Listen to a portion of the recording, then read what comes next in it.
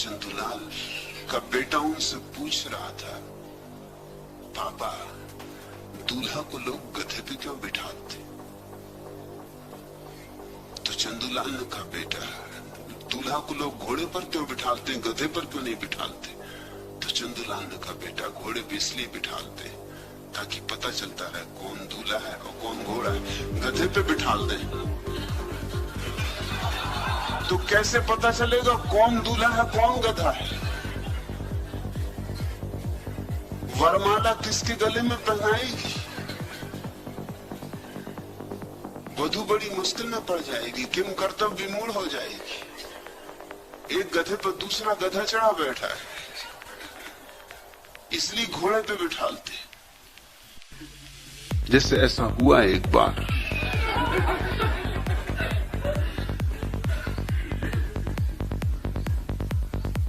कि जब रामलीला शुरू हुई और सीता का स्वयंवर रचा गया, तो कहानी यूं है कि खबर आती है लंका से कि हे रावण, तेरी लंका में आग लगी। तो रावण भागता है, लंका में आग लगी हो तो ये कोई विवाह रचाने का अवसर? बेचारा भागता अपनी लंका बचाने। ये तरकीब है, ये ऋषि मुनियों की जालसाजी है, ये झूठ है। लंका वगैरह में कोई आग नहीं लगी थी, मगर जब तक वो बेचारा लौटे तब तक यहां मामला खत्म हो गया। उसको हटाना जरूरी था, क्योंकि वो शिव का भक्त था और वो शिव का धनुष था, और उसने प्रार्थना की थी, शिव से उसे वरदान था कि शिव उसकी साथ देंगे, सहायता करेंगे। अरे अपने चमचों की कौन सहायता नहीं करता? छोटे मोटे भी करते हैं, वो तो शिव जी बेचारे बड़े पहुंचे हुए पुरुष। और ये रावण कितनी सेवा किया, उनकी अपनी गर्दन काट काट के रख देता था। अब और क्या चाहिए, चमचे से और क्या चाहिए? तो वो तोड़ देता धनुष्मान। डर था, रामचंद्र जी उसके सामने छोकरे ही थे। एक दो धौल जमाता और तोड़ ताड़ के अपना लेकर सीता को रवाना हो जाता, तो सब रामायण वहीं खत्म कर देता।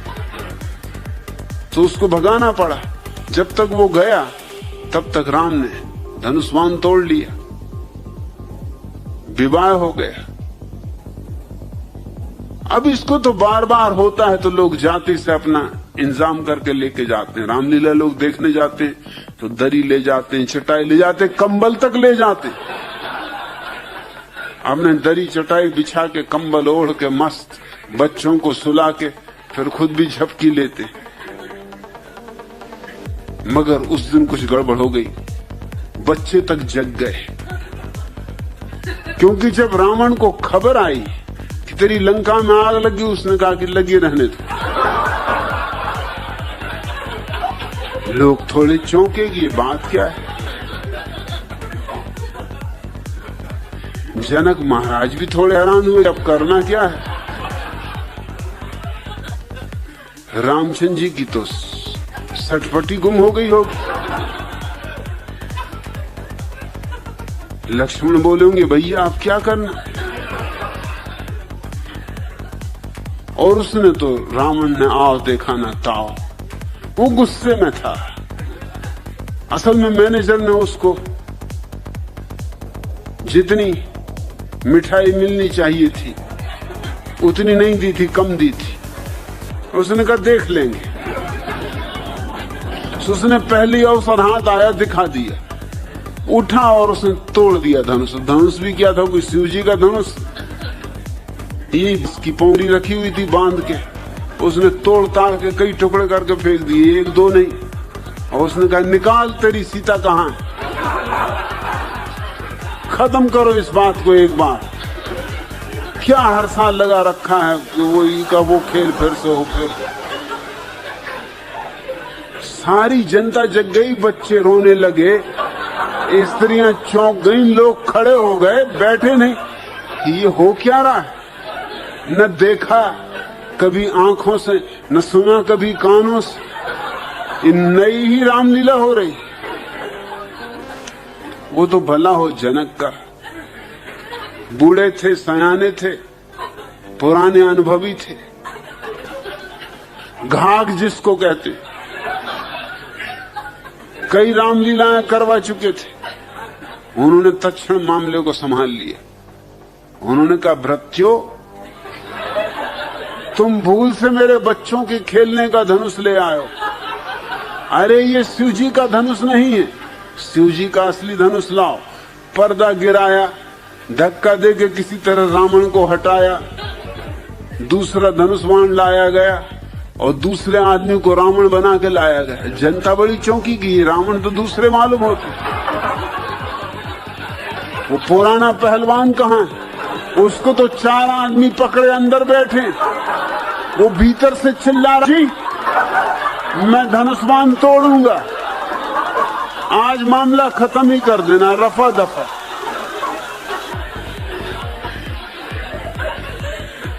किसी तरह उसको मिठाई दी, समझाया बुझाया कि भैया धनुष्बाण ना तोड़, तू जितनी मिठाई लेना हो ले ले, और आगे से हम ख्याल रखेंगे, जो भूल हुई सो हुई। कभी कभी ऐसे मौके आते हैं, अन्यथा तो रामलीला में लोग सोएंगे, वही का वही पुनरुक्त हो रहा है। छोटे छोटे बच्चों को सुलाने के लिए हम यही उपयोग करते न, बल्कि माँ बैठ जाती बगल में, दबा देती बच्चे को बिस्तर में, चारों तरफ से कंबल दबा देती, भाग भी नहीं, और बैठी कि राजा बेटा सो जा, मुन्ना बेटा सो जा, राजा बेटा सो जा, मुन्ना बेटा सो जा। अब क्या खाक करे राजा बेटा मुन्ना बेटा, सोए नहीं तो क्या करे। हालांकि माँ यही सोचती कि मेरी सुरीली रात के कारण सो रहा है। ये सुरीली रात का सवाल नहीं है, ये ऊप पैदा हो रही, घबरा रहा है वो। ये तो माँ अगर बच्चे के बाप के पास भी बैठ के कहे कि राजा बेटा सो जा, मुन्ना बेटा सो जा, तो वो भी सो जाएंगे। अगर नींद ना आएगी तो भी कम से कम बहाना करेंगे, घुर्राने लगेंगे कि आ गई बाई, नींद आ गई, तू जा, अब हम कभी ना उठ। एक छोटे बच्चे ने, मुल्ला नसरुद्दीन का बेटा फजलू, उसने सेव का वृक्ष काट डाला।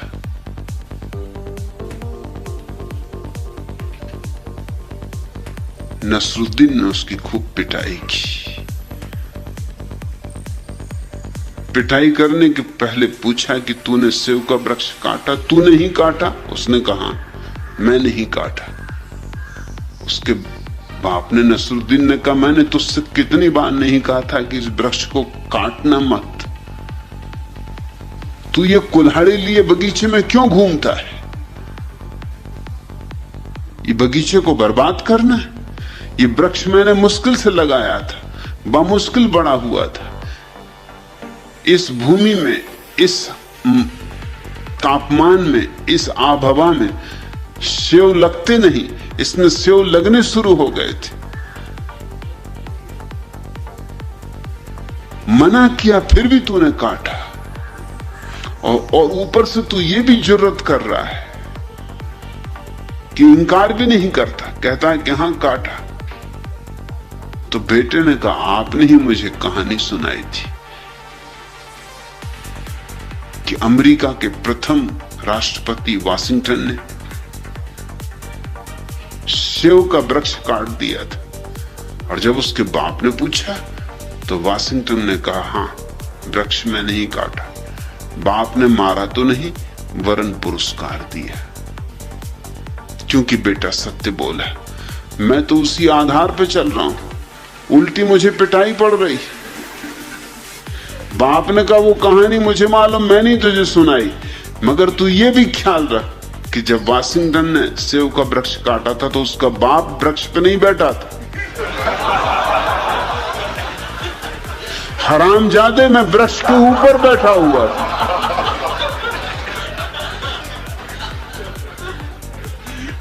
ये भी कोई वक्त था काटने का।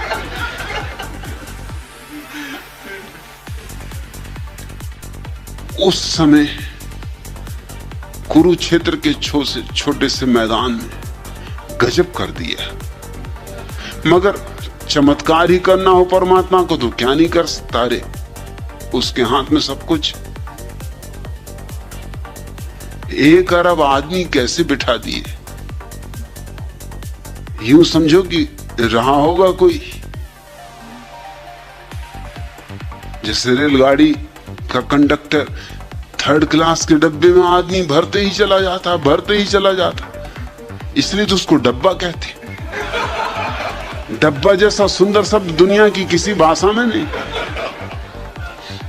दुनिया की किसी भाषा में रेल के डब्बे को डब्बा नहीं कहते, यही कहते हैं क्योंकि यहां उसका व्यवहार डब्बे की तरह होता है, भरते जाओ, न संख्या का कोई सवाल है, भरने वाले चाहिए। या रहा होगा कोई दिल्ली का टैक्सी चलाने वाला, एक टैक्सी में 18 आदमी पकड़े गए,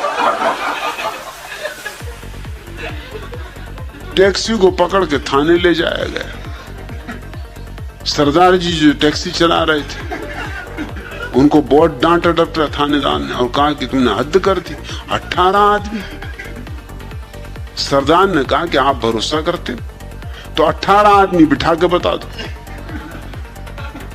हालांकि 18 आदमी उनके ही सामने उतारे गए थे, मगर थानेदार और सारे पुलिस वाले कोशिश करके 18 आदमी न बिठा सके गाड़ी में। तो उस टैक्सी वाले ने कहा आप बोलो। अरे जब कोई बैठ ही नहीं सकते 18 तो सरासर झूठ बात है।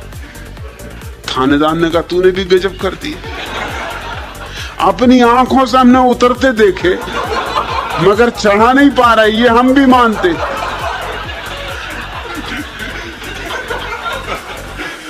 तो भगवान भी कोई टैक्सी वाला रहा या कुरुक्षेत्र का छोटा सा मैदान।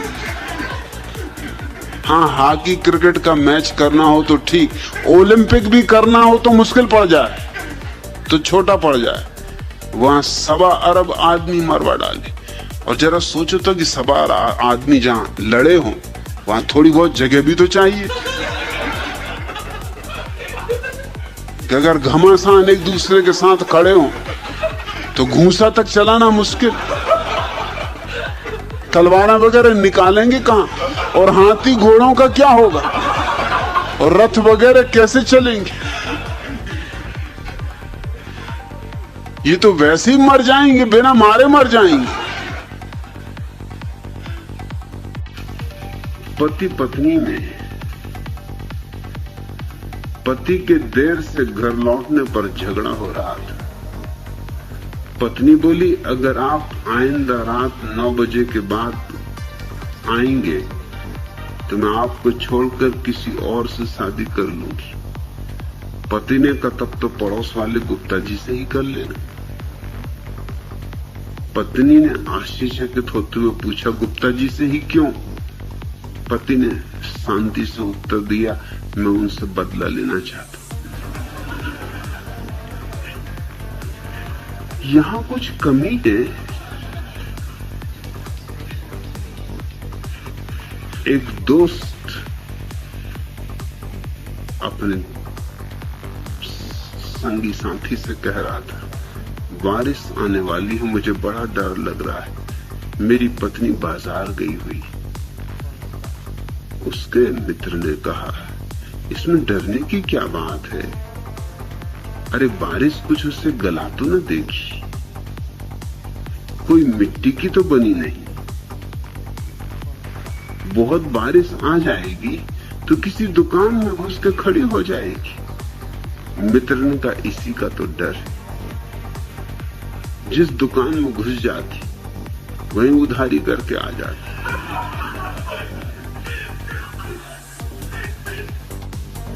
डॉक्टर चंदूलाल से कह रहे थे चंदूलाल यह कोई पुरानी बीमारी जो आपका सुख चैन नष्ट कर रही।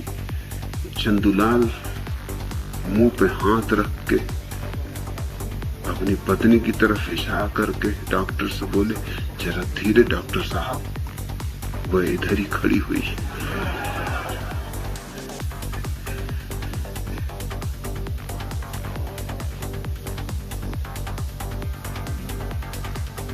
एक पुरुष और एक स्त्री पार्क में बैठे बहुत जोर जोर से बातें कर रहे थे। अचानक स्त्री उठी और पुरुष को एक चांटा मारकर गुस्से में वहां से चली गई। इतने में पास से गुजरने वाले व्यक्ति ने वहां बैठे पुरुष से पूछा, वह स्त्री क्या आपकी पत्नी थी? इस पर पुरुष ने बड़े तैस में आके जवाब देते हुए कहा, और नहीं तो क्या, तुम मुझे इतना बेगैरत इंसान समझते हो कि मैं किसी ऐरी गैरी स्त्री से चांटा खा लूं?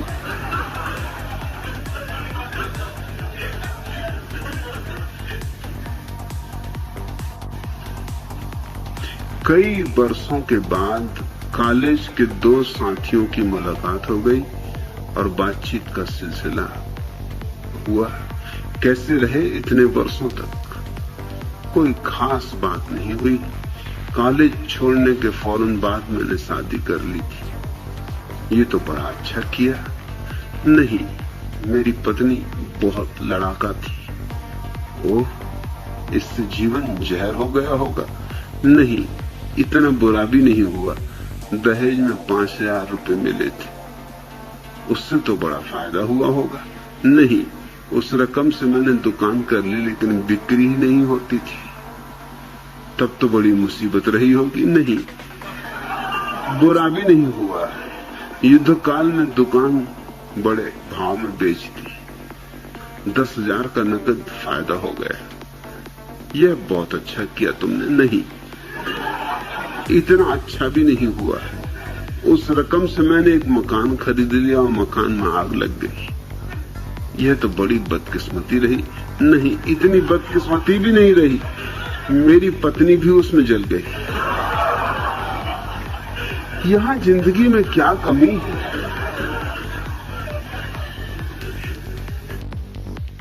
मुल्ला नसरुद्दीन ने अपने बेटे से फजलू से कहा कि देख, गांव में एक गंदी फिल्म लगी हुई, अश्लील, कभी देखने मत जाना।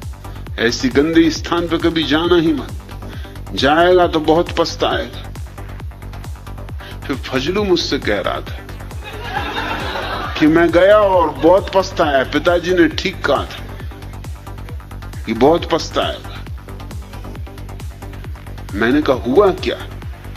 उसने कहा हुआ ये कि पिताजी ने जो कहा था सब ठीक निकला। उन्होंने दो बातें कही थी, एक तो ऐसी चीजें देखने मिलेंगी जो नहीं देखनी चाहिए, और दूसरा कि बहुत पछताएगा। दोनों बातें हुई। उनका फिर भी मैं समझूं कि क्या क्या हुआ। उन्होंने कहा पहली बात तो ये हुई कि पिताजी वहां देखने को मिले। उन्होंने कहा था कि ऐसी चीजें देखने मिलेंगी जो नहीं देखनी चाहिए, और दूसरा मुझे देखते ही उन्होंने पिटाई की कि तू यहां क्यों आया। सो बहुत पछताया भी। हालांकि पिटते हुए मैंने इतना जरूर पिताजी से पूछा कि आप क्यों यहां आए, तो उन्होंने कहा मैं तुझे देखने आया कि कहीं फजलू गया तो नहीं है। क्या क्या मजे दुनिया में चलते हैं। कलकत्ते में ठहरता था सोहनलाल दुगड़ के घर पर। वो कलकत्ता के एक बड़े करोड़पति थे। जब मैं उनके घर पहुंचा, वो मुझे लेने आए, तो उन्होंने पूछा कि आपके साथ कौन? मैंने कहा ये मोहनी बाबा। मोहनी बाबा, इनकी क्या खूबी? मैंने कहा ये 30 साल से मौन। वो एकदम उनके पैरों पर गिरे। वो बेचारे सज्जन जो दुकानदारी करते थे, कपड़ा बेचते थे, और कपड़ा भी कुछ खास नहीं, कट फीस की एक छोटी सी दुकान थी। सोहनलाल दुगड़ जैसा करोड़पति उनके पैरों पर गिरे। सख्चाए भी। मैंने उनको इशारा किया कि सख्शाना मत। अब जब मोहनी बाबा बन गए तो अब डरना मत, अभी तो बहुत कुछ होगा, ये तो शुरुआत। जब सोहनलाल दुगड़ तुम्हारे पैर में गिरेंगे तो अभी तुम कलकत्ते के सब मारवाड़ियों को गिरते देखोगे, तुम घबराते जा। तुम रुको जरा। वो तो इतने घबरा गए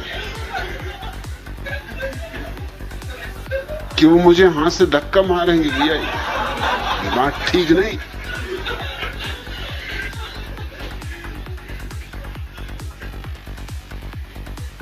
घर पहुंचे, सोनलाल ने जल्दी से अपनी पत्नी को बुलाया कि मोनी बाबा।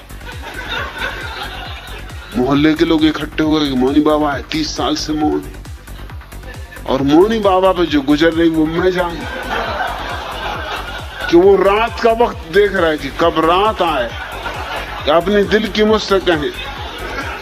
जैसी रात आई, दरवाजा जल्दी से बंद करके मेरे पैरों पर गिर पड़े और कहा कि मुझे माफ करो, मुझे ये काम करना ही नहीं, मुझे जाने दो, मैं तो अभी भागे जाता हूं, रात को चुपचाप निकल जाऊंगा। ये क्या झंझट मेरे पीछे लगा दी। इतने इतने बड़े लोग जिनके घर मुझे अगर मिलने भी जाना होता तो कोई मिलने नहीं देता, चपरासी भीतर नहीं घुसने देता। और मेरे पैर पे गिरते तो मुझको बड़ा संकोच लगता है। और स्त्रियां, उनकी सुंदर से सुंदर स्त्रियां मेरे पैर छू रही, ये क्या करवा रहे हो आप?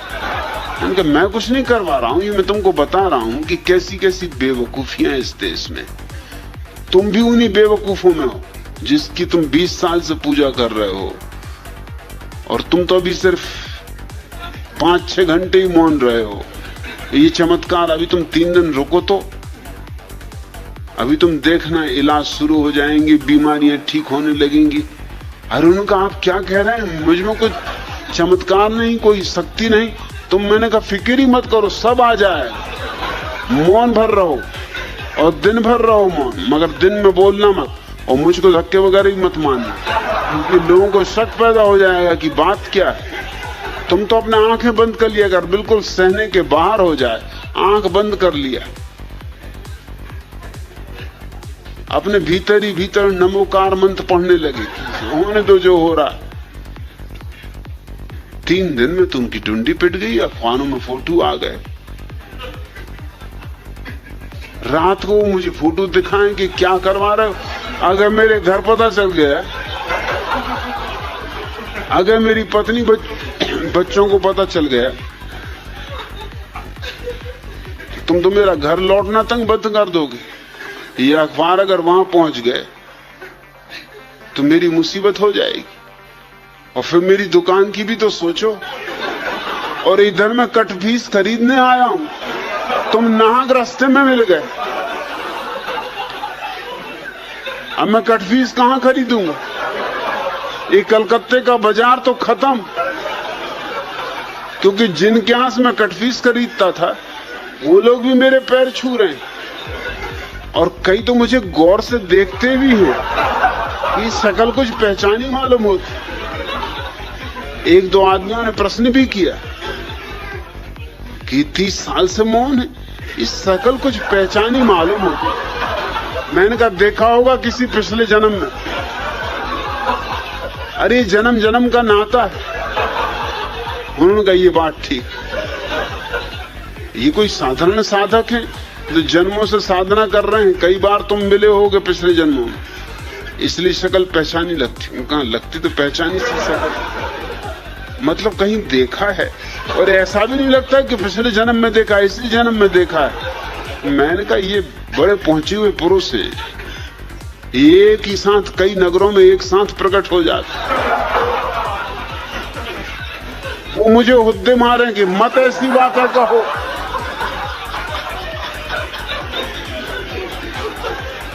मेरी कमीज खींचे, मत कहो भैया ऐसी बातें मत कहो, ये बिल्कुल झूठ बातें। मगर लोग मान रहे हैं। मिठाइयां आने लगी, फल आने लगे, और रात मुझको कहें कि क्या करवा रहे हैं, इतनी मिठाइयां फल में कहां ले जाऊं? तुम ले जाना, घर बाल बच्चों को मोहल्ले में बंटवा देना। स्टेशन पर जब उनको लोग छोड़ने आए, कटफीस तो वो खरीद ही नहीं पाए, क्योंकि अब कहां कटफीस खरीदे? कोई देख ले कटफीस खरीदता कि मोनी बाबा कटफीस खरीद रहे। रास्ते भर मुझ पर नाराज रहे कि और सब तो ठीक, मगर कलकत्ते का बाजार खराब करवा दिया। अब मैं कलकत्ता कभी न जा सकूंगा। मैंने उसका तुम घबराओ मत, तुम एक काम करो, दाढ़ी बढ़ा लो। अगली बार जब कलकत्ता जाओ दाढ़ी मूंछ बढ़ा के चले जाना। हाँ, उनका ये बात जचती। मैंने कहा फिर वो लोग कहेंगे कि देखा है कहीं, तो कहना अरे देखना वगैरह तो चलता रहता है, कई लोगों की शक्लें एक जैसी होती हैं, और ना हो तो मैं साथ आ जाऊं। उन्होंने नहीं, आपके तो साथ आने की कोई जरूरत ही नहीं, आपके साथ तो मैं कभी कहीं जाऊंगा नहीं। अगर ट्रेन में मुझे पता भी चल गया कि आप सफर कर रहे हो तो उस ट्रेन से उतर जाऊंगा, और मेरे पैर पकड़ के कहने लगे इतना कृपा करो कि ट्रेन में किसी को खबर ना हो। मतलब ये ट्रेन के लोग तो जबलपुर भी जाएंगे मेरे साथ ही, अगर वहां तक खबर पहुंच गई तो सब चौपट समझो।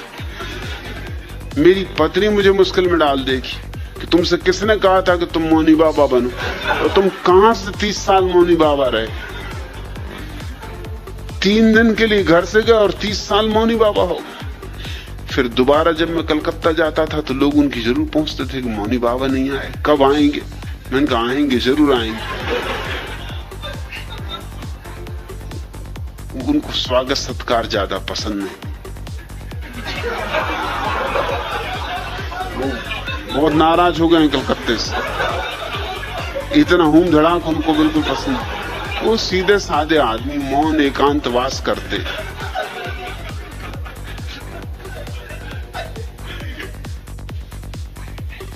बस में अपनी जेब कटती देख यात्री ने शोर मचाया। जेब कतरा उसे पकड़कर थाने लाया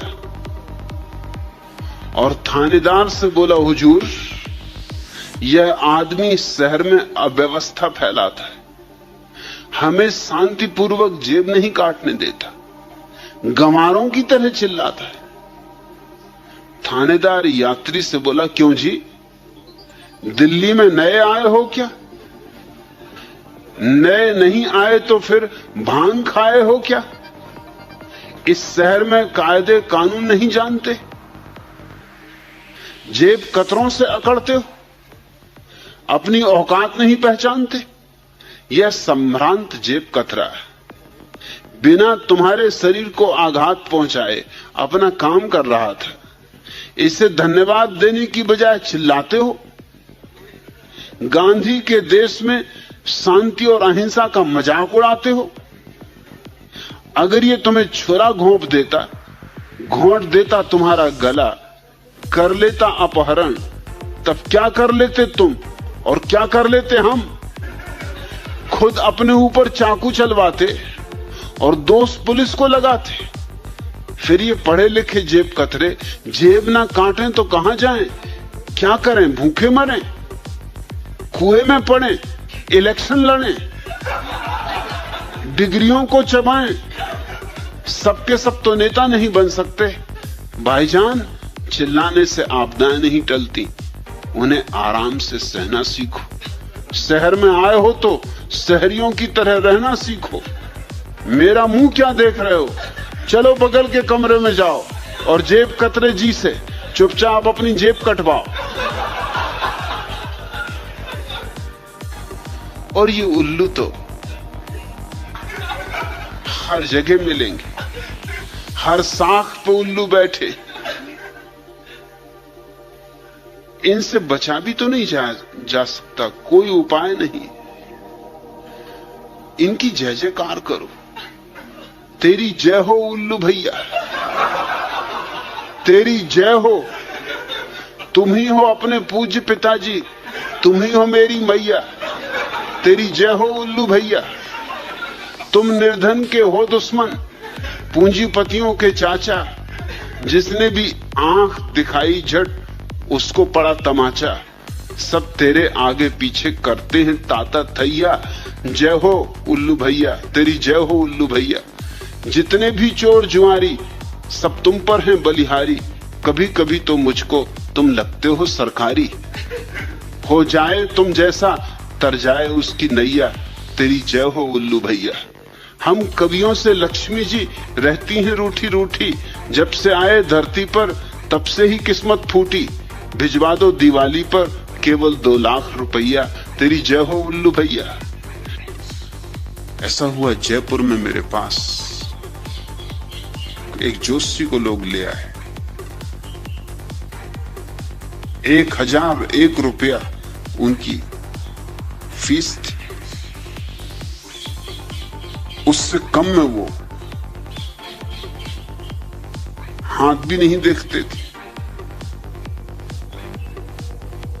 मुझसे बोले कि आपको मेरी फीस पता है? मैंने कहा जो भी फीस होगी। उन्होंने कहा नहीं मैं आपको बता दूं 1001। मैंने कहा तुम फिक्र छोड़ो, मैं 1002 दूंगा। अब तुम आ ही गए हो, इतना कष्ट किए तो खाली हाथ जाना उचित नहीं। तुम मजे से मेरे हाथ का अध्ययन करो।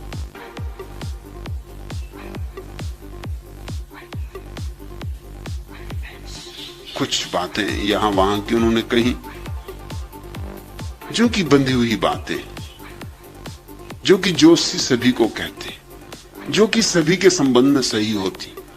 थोड़ा बहुत हेर फेर करना पड़ता है और बातें इस ढंग से कहनी होती कि उनमें हेर फेर करने की सुविधा होती, गोलमोल करनी होती।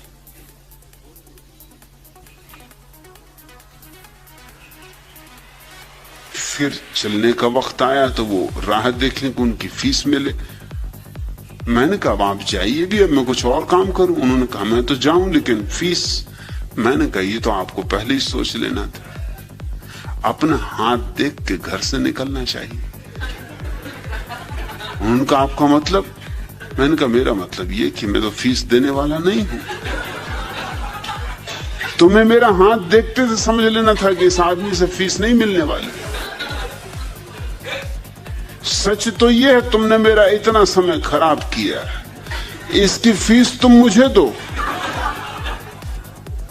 और तुम निपट बुद्धू हो, क्योंकि तुमको ये भी पता नहीं कि आज किसका हाथ देखने जा रहे हो। उससे फीस मिलने वाली नहीं। पत्नी चंदूलाल से कह रही थी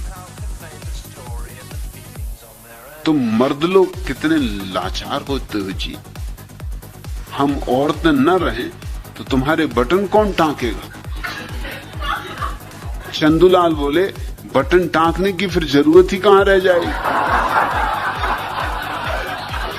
देवियों तुम्हारे ही कारण तो ये बटनों को टकवाना पड़ रहा।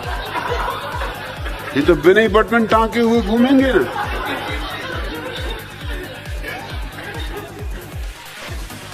मोटर की कतार का तथा सिपाही के खड़े हाथ की ओर ध्यान न देकर एक व्यक्ति ने बड़ी शांति से चौराहा पार करना आरंभ किया था।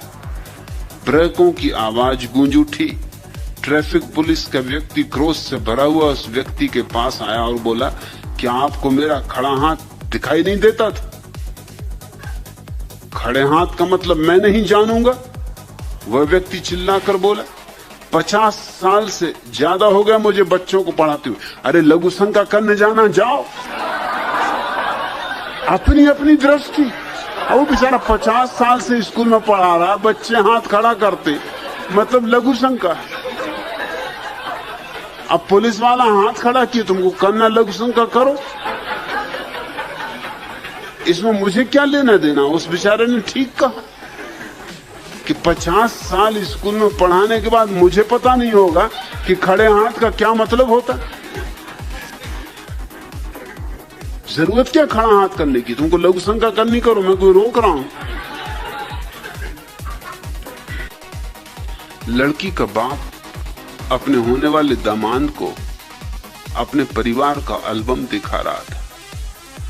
उस खानदान के 50 चित्र देखने के बाद एक मजबूत काठी के बूढ़े का चित्र सामने आया।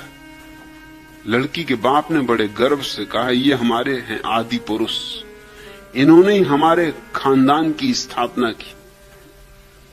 ये क्या थे बताया ना, इन्होंने ही हमारे खानदान की बुनियाद डाली।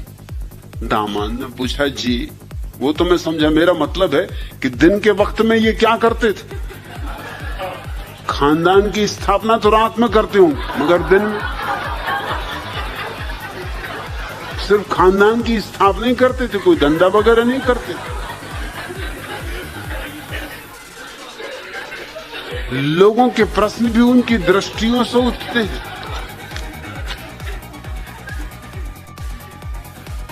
डब्बू जी पहली बार दिल्ली जा रहे थे। उनके मित्र चंदूलाल ने उन्हें कहा कि मित्र, ख्याल रखना कि दिल्ली के लोग बड़े चालबाज होते, वहां के दुकानदार ग्राहकों की आंखों में धूल झोंकने में बड़े माहिर होते, हर चीज की कीमत दोगुनी बताते, तो कोई भी चीज खरीदने के पहले मोल भाव करना न भूलना। डब्बू जी एक छाते की दुकान पर छाता खरीदने के लिए पहुंचे। छाते के दाम पूछे तो दुकानदार ने कहा कि 20 रुपए होंगे श्रीमान जी। डब्बू जी को फौरन चंदूलाल की सीख याद आई। वे बोले कि मैं तो अधिक से अधिक बस 10 रुपए इस छाते के दे सकता हूं, इससे 1 पाई ज्यादा नहीं। दुकानदार बोला, अच्छा ऐसा करिए, आप 15 रुपए दे दीजिए। डब्बू जी बोले, अब तो मैं 7.5 रुपए ही दूंगा। दुकानदार बोला, देखो अभी तुमने 10 रुपए कहा था, चलो 10 रुपए ही निकालो। डब्बू जी को लगा कि दुकानदार तो बड़ा चालबाज है। वे बोले, अब तो मैं 5 रुपए में ही खरीदूंगा, इससे 1 पैसा भी ज्यादा नहीं। दुकानदार इस मोल भाव से झल्ला गया और बोला कि ऐसा करो कि मुफ्त में ही ले जाओ। डब्बू जी बोले, अगर मुफ्त में दे रहे हो तो मैं 2 छाते लूंगा, 1 नहीं। तुमने मुझे समझा क्या है? अरे मैं भी तैयार होके आया हूं, बिल्कुल आंखों में धूल झोंक रहे हो, 1 छाता मुफ्त में पकड़ा रहे हो। 2 लूंगा, 2, इससे 1 कम नहीं लूंगा। भारतीय मानस को बड़ी पीड़ा होती शराब की बात ही सुन के। यहां मोरारजी देसाई स्वमूत्र पी ले मगर शराब नहीं पी सकते। उनके अंतःकरण को कोई अड़चन नहीं आती स्वमूत्र पीने में, आनी भी नहीं चाहिए, क्योंकि भारतीय मानस गौमूत्र तो जमानों से पीता रहा। अरे जब गौमूत्र पीते रहे तो ये तो स्वावलंबन है।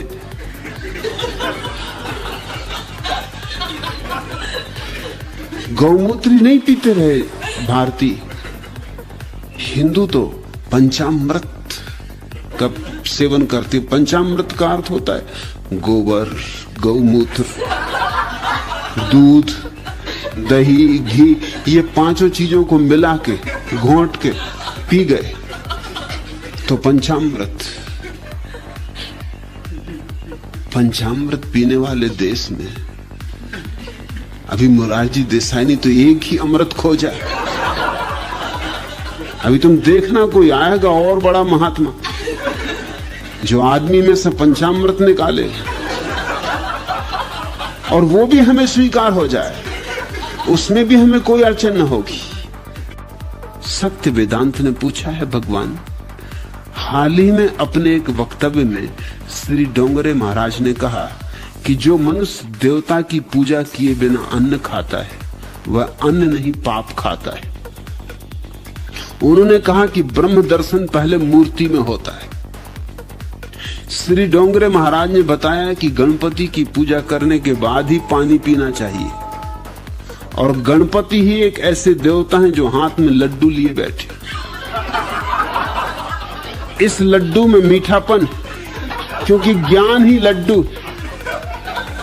उन्होंने बताया कि माता जी शक्ति की पूजा भी आवश्यक है, बिना शक्ति के जीवन बेकार है। शक्ति से ही भक्ति होती है और भक्ति से ध्यान में स्थिरता आती है।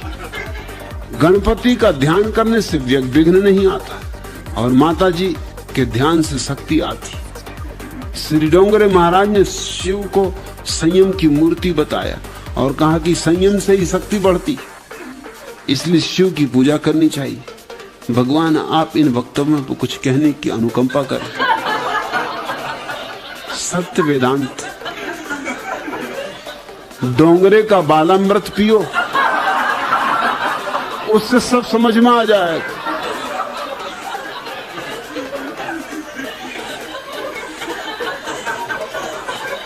बालकों के लिए डोंगरे का बालामृत,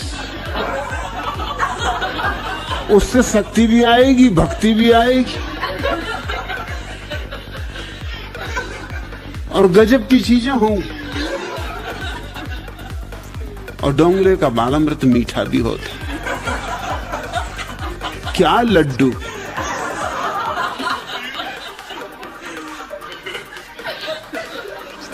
इस तरह के लोग हैं। क्या क्या लोगों को समझा रहे। सीधे सीधे डोंगरे का बालामृत ही बेचें तो ठीक, मगर क्या क्या व्यर्थ की बकवास और कचरा। एक एक बात को थोड़ा सोचो। पहली बात कि जो मनुष्य देवता की पूजा किए बिना अन्न खाता है, वह अन्न नहीं पाप खाता है।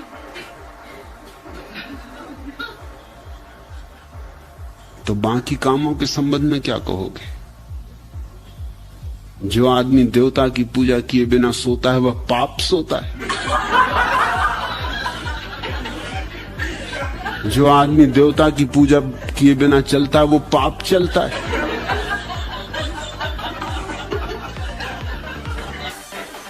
तो 24 घंटा देवता की पूजा करो, और देवता भी कोई एक दो। हिंदुस्तान में तो 33 करोड़ देवता हैं। और तुम्हें पक्का पता है, पूछना डोंगरे महाराज कि वो जो गणपति हाथ में लिए बैठे वो लड्डू है? क्योंकि बहुत बड़े पंडित, महापंडित राहुल सांस्कृतायन जीवन भर ये सिद्ध करते रहे वो लड्डू नहीं, अंडा है।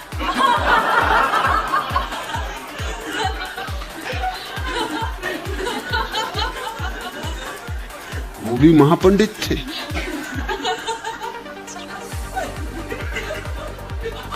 उन्होंने बड़ा समय लगाया इसको सिद्ध करने में, एक अंडा है। वो अंडे के भक्त थे। वो असल में खुद अंडा खाते थे, तो अपने अंडे के लिए समर्थन तो खोजना पड़ेगा। और अब कैसे सिद्ध करोगे कि अंडा है कि लड्डू है?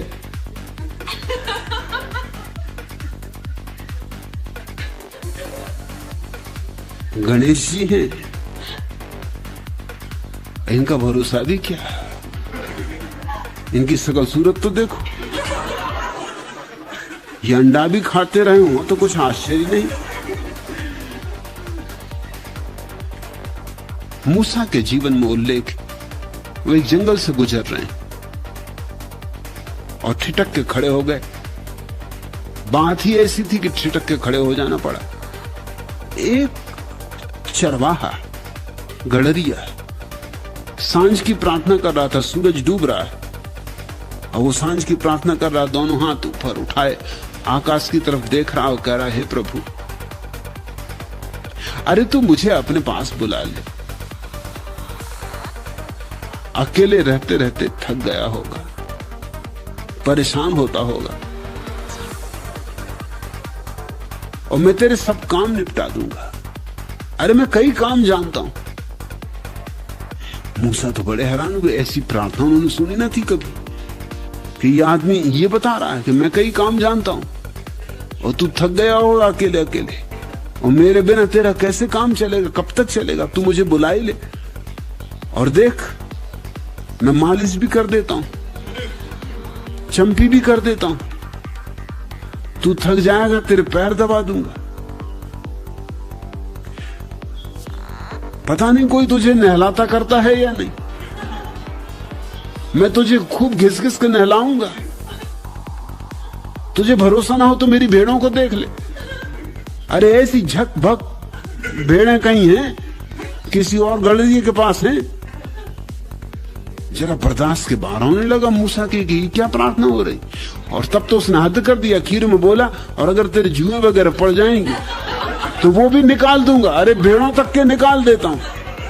मूसा ने कहा, चुप नालायक बदतमीज, ईश्वर को जुएं पड़ जाएंगे और तू निकालेगा, और तू समझ रहा तू प्रार्थना कर रहा है। अगर एक शब्द भी मुंह के बाहर निकाला तो वो चांटा मारूंगा कि छठी का दूध याद आ जाएगा। बंद कर ये प्रार्थना। किसने तुझे ये प्रार्थना सिखाई? वो गड़रिया तो बेचारा एकदम पैरों पे गिर पड़ा मूसा के। उसने कहा कि हजरत, मुझे किसी ने सिखाई नहीं, मैं तो गरीब आदमी, बेपढ़ा लिखा, खुद ही बना लेता हूं, और जब जैसी बन जाती, अब आज यही बन गई। एक छोटे बच्चे से उस स्कूल में पूछा, ईसाइयों का स्कूल, पादरी ने पूछा कि तेरे घर पर तो रात प्रार्थना करके सोता है ना? उसने कहा कभी कभी। पादरी ने पूछा कभी कभी, और कभी कभी क्यों नहीं करता? उसने कहा कि जब मैं अकेला होता हूं, जब मुझे डर लगता तब करता हूं, और जब कमरे में पिताजी सोए होते, माताजी सोई होती, क्यों करूं? जब डर ही नहीं लगता तो करना किस लिए? प्रयोजन है। तो पादरी बहुत हैरान हुआ। उसने कहा खाने के वक्त तो पूजा करता है कि नहीं? उसने कहा कभी नहीं, क्योंकि मेरी माँ खाना तो बहुत अच्छा बनाती, पूजा वगैरह किस लिए करनी? वो तो पूजा वो लोग करते हैं जिनकी माताएं ऐसा खाना बनाती कि भगवान का नाम याद आता है, एकदम मालूम होता राम नाम सत्य।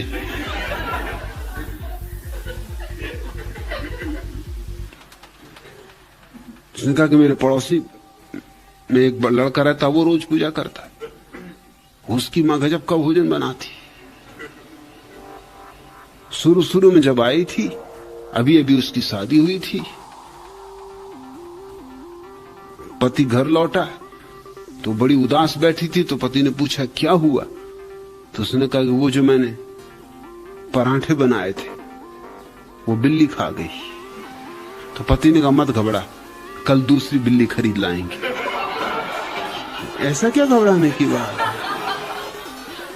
अरे बहुत से बहुत बिल्ली मरेगी और क्या होगा, तेरे पराठे खाए और कोई इससे ज्यादा तो कुछ होने वाला नहीं, तो दूसरी बिल्ली ले आएंगे, तब क्यों चिंता कर रही? उस लड़की का बेटा रोज प्रार्थना करता है, मगर मैं नहीं करता क्योंकि मेरी मां तो अच्छा भोजन बनाती। चंदूलाल के घर एक आदमी ने आके कहा, उतरा कार से और चंदूलाल से बोला कि आपकी पत्नी घर पर है या नहीं?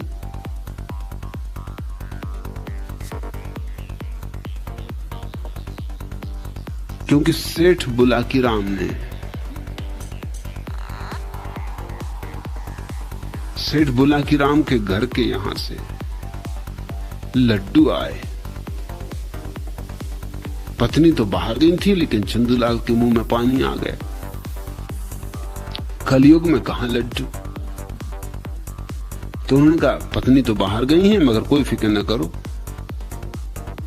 सेठ बुलाकीराम को धन्यवाद देना और लड्डू तुम रख जाओ। वो आदमी थोड़ा हिचकिचाया।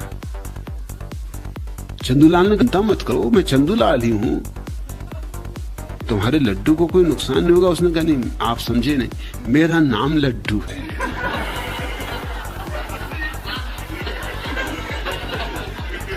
कोई लड्डू वगैरह नहीं लाया हूं, सिर्फ नाम मात्र लड्डू। वो जो गणेश जी के हाथ में रखा हुआ वो कोई लड्डू थोड़ी है, नाम मात्र। उसमें कहां की मिठास? वो बता रहे हैं उस लड्डू में मीठापन। ये बड़ी ज्ञान की बातें बताई जा रही हैं। इस देश में तो ज्ञान के ऐसे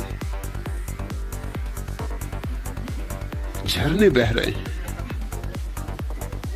क्या गजब की बात बताई कि लड्डू में मीठापन, जैसे ये भी मूढ़ों को पता नहीं।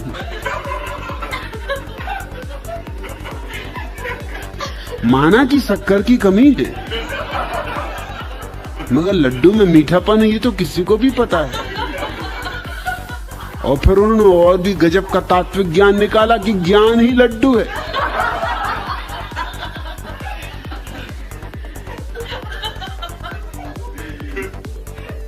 छोटे छोटे बच्चों को समझाओ ऐसी बातें तो समझ में आता है। इसलिए तो मैंने कहा डोंगरे का बालामृत पियो, सत्य वेदांत तुम्हें भी बहुत जचेगा, स्वादिष्ट, और शक्ति भी बढ़ती, भक्ति भी बढ़ती।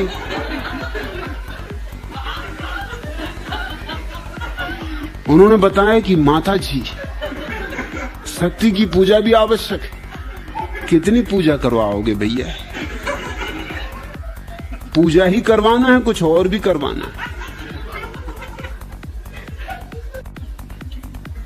मैं एक विश्वविद्यालय में प्रोफेसर था। उसके जो कुलपति थे वो प्रदेश के विधानसभा के अध्यक्ष भी थे।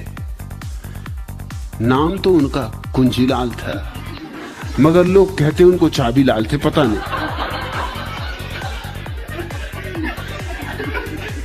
अकल तो उनमें बिल्कुल नहीं थी,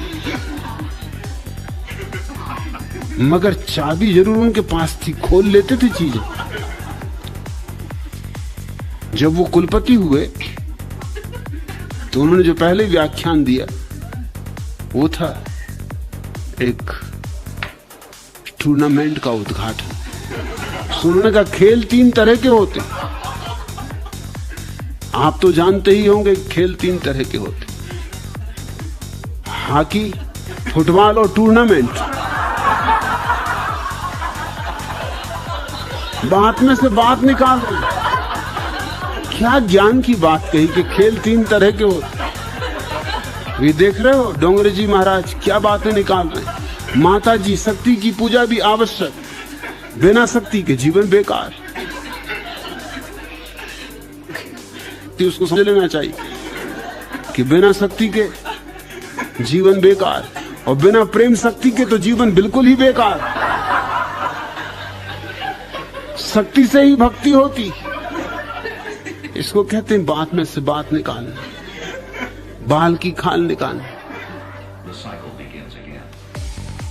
श्री डोंगरे महाराज ने शिव को संयम की मूर्ति बताया, और ये तो गजब हो गया।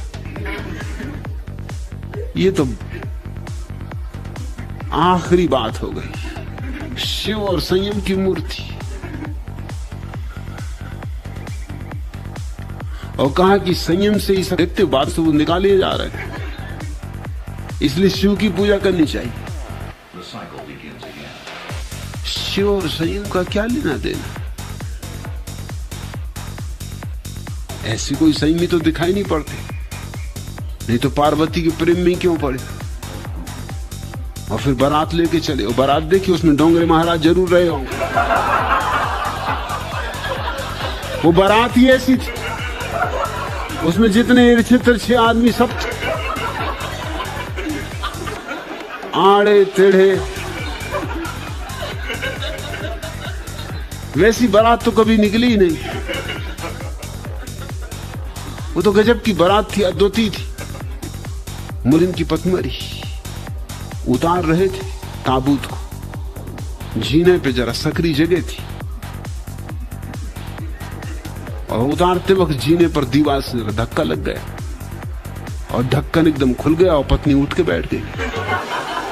मरी नहीं थी, इतनी जल्दबाजी कर दी कि अभी बेहोश ही थी कि वो ले चले। इसको कहते संयम। अरे क्या माया मोह, और स्त्री है ही क्या नरक का द्वार। फिर 3 साल स्त्री जिंदा रही। स्त्रियां भी गजब की हैं, मर मर के भी मरती नहीं, मार के ही मरती हैं। वैज्ञानिक भी चकित हैं कि स्त्रियां पुरुषों से 5 साल ज्यादा क्यों जीती हैं। अभी तक हिसाब नहीं लगा पाए, लेकिन 5 साल ज्यादा जीती। अगर पुरुष 70 साल जिएगा तो स्त्री 75 साल जिएगी। वो हमेशा पुरुष से आगे ही खड़ी रहती। वो 3 साल और जी, 3 साल बाद फिर मरी। फिर संयोग आया संयम का, जल्दी से ताबूत बांधा गया। और जब लोग ताबूत उतारने लगे, जैसे ही मोड़ पे पहुंचे जीने के, मुल्ला नसरुद्दीन चिल्लाया, भाइयों जरा संभाल के।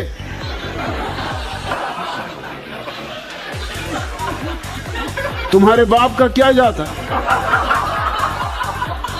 पिछली बार तुम तो धक्का मारे, 3 साल मुसीबत किसने बोल, और रोते भी जा रहा, आंसू भी गिरा रहा कि अब मेरा क्या होगा। इसको कहते संयम। संयमी तो फिर उन्होंने डोंगरे महाराज ने शिव के संबंध में कुछ पढ़ा नहीं। अगर शिव संयमी है तो ये शिवलिंग सारे देश में क्यों खड़े किए गए? ये संयम का प्रतीक। अब मुझसे लोग कहते हैं कि मैं गड़बड़ बातें कहता हूं।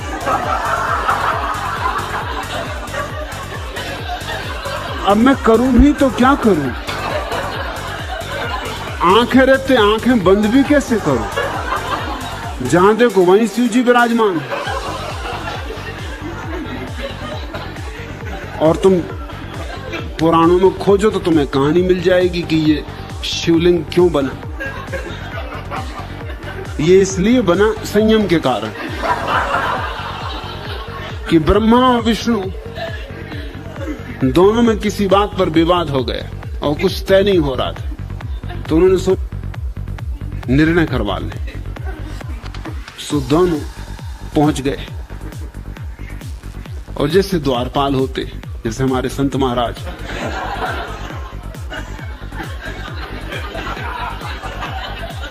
अक्सर सोए रहते। मतलब द्वारपालों का काम ही ये। वो अभी जागे होंगे, सोच रहे होंगे मामला क्या है, क्या मेरी चर्चा हो रही?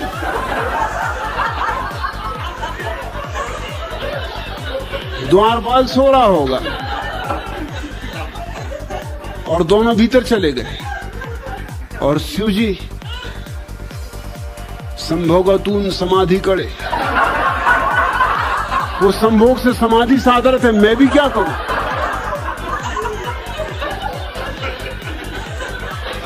संयमी आदमी समाधि न साधे तो करें क्या?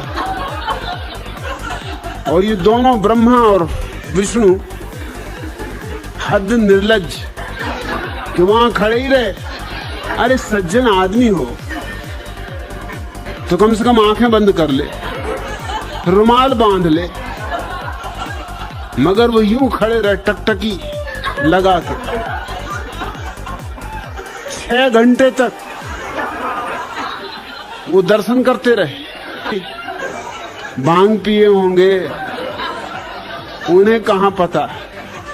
पार्वती बिचारी थोड़ी सक्चाती भी होगी, मगर करे भी तो क्या करे? पति के खिलाफ तो जा भी नहीं सकती, पति यानी परमात्मा। और फिर ये शिव जी, और नाराज हो जाए, कुछ हो जाए। सो उसने भी मद्देनजर किया, खड़े रहो दोनों। ये दोनों खड़े रहे, हटे नहीं। ये भी बड़े गजब के लोग। शिव जी भी सही नहीं, ये भी सही नहीं। मुफ्त में ही फिल्म देखने मिले तो क्यों ना देख। जब 6 घंटे हो गए, जूते उतरे देखे बाहर, भीतर पहुंचा, धक्के दे के इनको बाहर निकाला कि बाहर निकलो, कम से कम पूछ तो लेते। वो दोनों गुस्से में आ गए बहुत।